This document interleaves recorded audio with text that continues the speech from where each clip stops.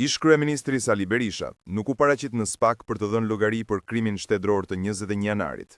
Prokuroria e posaçme i kishte dërguar për herë të pa fletëthirrje, duke i kërkuar që të paraqitej në SPAK sot në orën 10, ku pritej të merrej në pyetje nga prokurori i çështjes, Alfred Shehu, si person që ka dijeni mbi vrasjen e 4 protestuesve në bulevard, të cilët u qelluan me plumba nga godina e kryeministrisë kur Berisha ishte në pushtet.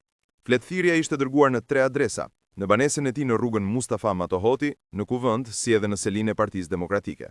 Kjo ishte thirrja e dytë e firmosur nga SPAK për ish kryeministrin, pasi e para, e lëshuar më 3 nëntor, ishte kthyer mbrapsht pa u hapur. Për këtë arsye, SPAK lëshoi një fletëthirrje të re me datë 7 nëntor, këtë herë në të gjitha adresat zyrtare të Berishës. Por sërish Berisha injoroi thirrjet e SPAK dhe nuk u paraqit. Kjo do të ishte përballja e parë e Berishës me SPAK, pasi ai nuk është pyetur asnjëherë më parë për krimin shtetëror të 21 janarit.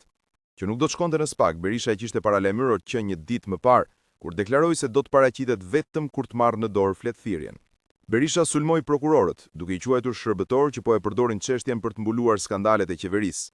Thirrja e Berishës vjen disa ditë pasi SPAK mori në pyetje Lulzim Bashën, në atko ish ministri i Brendshëm. Më 30 tetor, Basha u mor në pyetje për rreth 1 orë, por në dalje nga prokuroria e posaçme ai nuk dha asnjë detaj, duke deklaruar se çështja është në hetim dhe se respekton sekretin hetimor. SPAK po heton ngjarjen që sistemi vjetër i drejtësisë e gjykoi si vrasje nga pakujdesia. Insistimi i familjarëve të Aleksandër Nikës, viktima e vetme pa autor, bëri që dosja të rikthehej në vëmendje.